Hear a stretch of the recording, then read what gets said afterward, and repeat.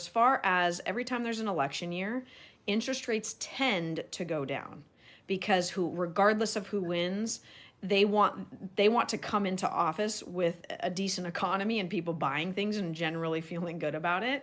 Yeah. So typically you see that. However, right now you're going to see headlines that say, "Oh my gosh, interest rates just went up. They were at like 6.5 and starting to inch down, and then all of a sudden, like last week, they went back up to closer to 7." And so people are like, "Oh no, Right. interest rates are going up." But when you take the average of what's happened the last 20, 30, 40 years, like on average, the volatility is actually fairly small. And the average interest rate, when you take a look at the last 50 years of interest rates and the averages, 6% is actually fairly decent slash average.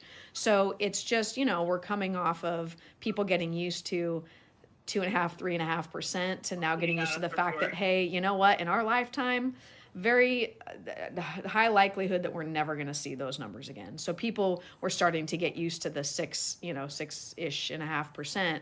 And then when it goes up, people kind of worry again. But when I'm looking at all the experts that are projecting, like that are actually in the real estate field and the economics field, they're thinking that potentially we're going to get down into the fives. But as a general trend, we're going to see multiple offers happening, prices are going to maintain, and the interest rates are going to inch down. At least this year, yes, and even into the next year or two. And in my opinion, I would tend to agree with that because we're still super super low on inventory. So regardless what happens with interest rates, there's still not enough inventory for the buyers.